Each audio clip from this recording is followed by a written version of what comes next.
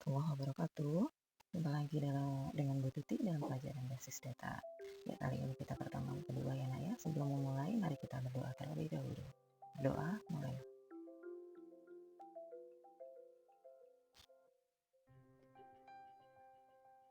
Ya, selesai. Mudah-mudahan kalian semua dalam keadaan sehat ya. Ini adalah untuk kompetensi dasar pertemuan kedua, memahami bentuk diagram hubungan antara entitas. Ya, dan Ibu nanti akan dapat memahami konsep struktur dan hierarki basis data, kemudian bisa membuat struktur hierarki aplikasi basis data. Ini tujuan kali ini ya nak ya, semoga kalian bisa memahaminya. Masuk materi yaitu struktur hierarki basis data. Dalam struktur hierarki basis data ini ada 3 macam, yaitu ada elemen, ada rekaman, dan juga ada bekas file.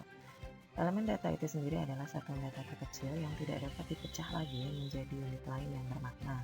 Misalnya, data siswa terdiri dari NIS, nama, alamat, telepon, atau jenis kelamin. Sedangkan rekaman atau record merupakan gabungan sejumlah elemen data yang saling terkait. Istilah lainnya adalah baris atau tupel. Jadi kalau kita melihat tabel atau tabel, nah di dalam tabel itu ada record. Nah, satu baris isi itu adalah disebut dengan satu record.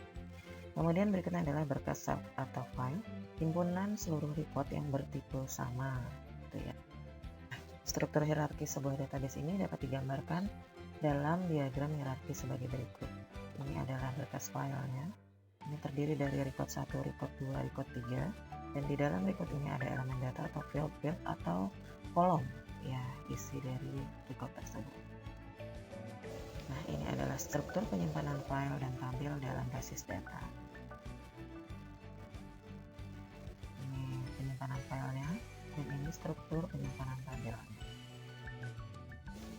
Berikutnya skema atau abstraksi basis data.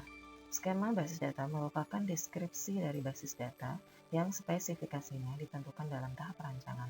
Skema ini digunakan untuk memisahkan antara fisik basis data dan program aplikasi pemakai. Penggambaran skema basis data ini biasanya ditampilkan dalam diagram yang berisi sebagian detail data dari deskripsi basis data. Berikut ini ada 3 skema dalam arsitektur basis data. Skemanya yaitu ada tiga skema ya nak ya.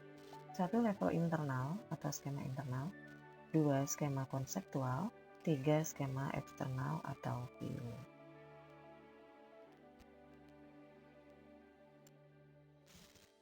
Arsitektur 3 skema sistem manajemen basis data.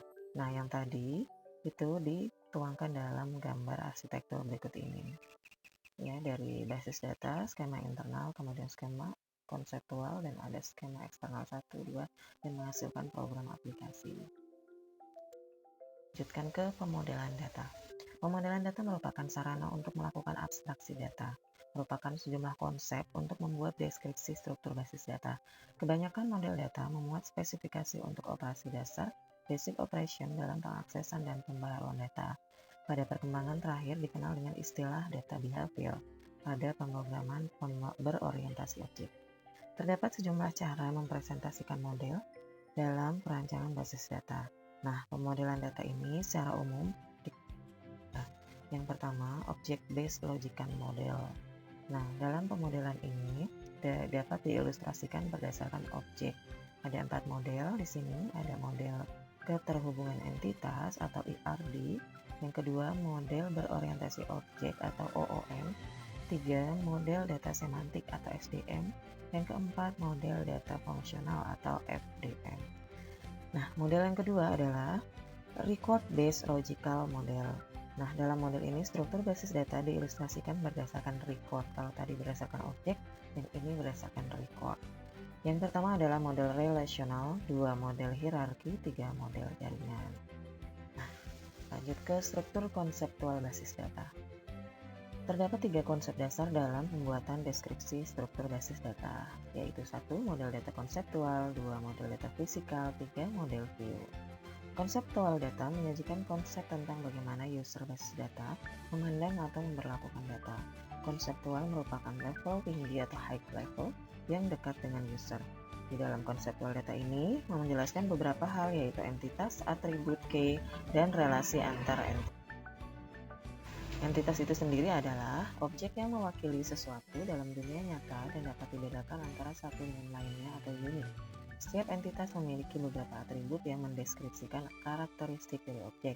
Entitas dapat berupa data fisik, kemudian abstrak atau konsep, dan juga bisa juga suatu kejadian, pembelian, penjualan, peminjaman, dan sebagainya.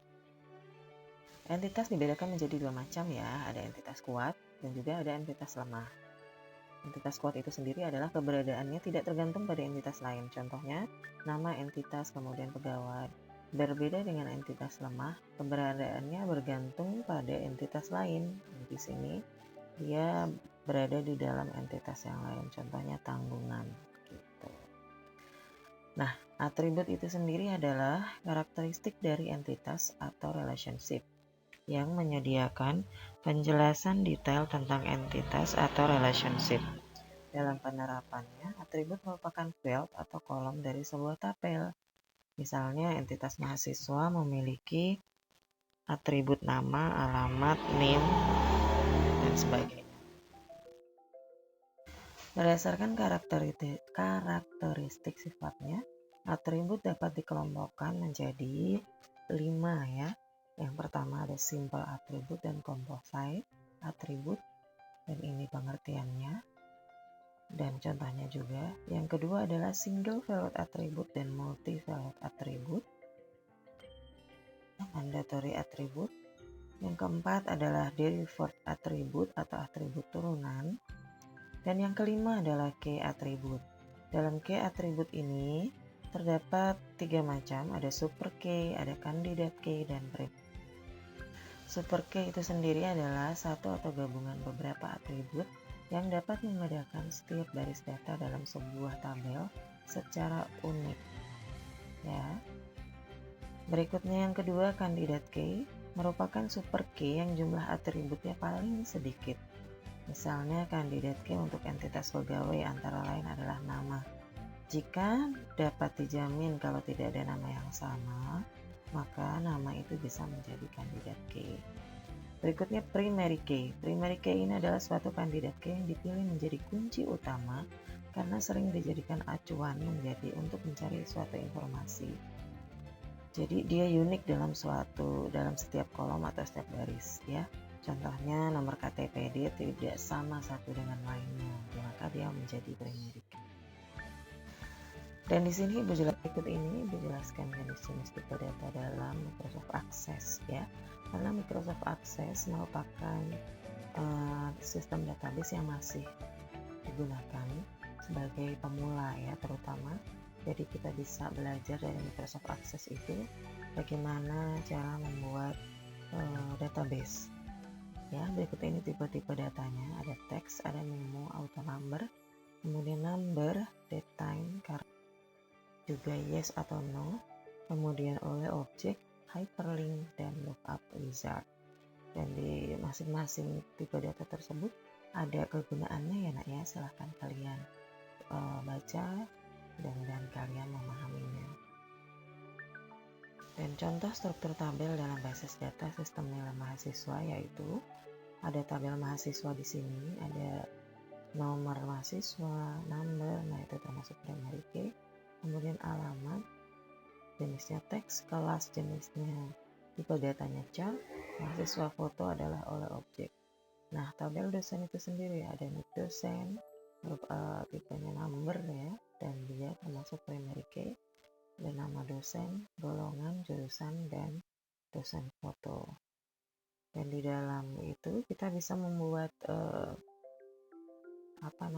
hubungan antar tabel tersebut, yaitu ada tabel mahasiswa, tabel mata kuliah, nilai, dan dosen. Jadi di sini bisa kalian perhatikan tabelnya. Ada tabel mahasiswa, yaitu di sini berhubungan dengan tabel nilai. Nah, nomor mahasiswa berhubungan dengan nomor mahasiswa yang ada di tabel nilai. Begitu pula dengan kode mata kuliah. Kode matkul ini berhubungan dari tabel mata kuliah dengan tabel nilai. Nah, kemudian dosen itu berhubungan dengan tabel nilai, yaitu nik dosen yang ada di tabel dosen dengan NIP dosen yang ada di tabel nilai. Jelas ya anak-anak, mudah-mudahan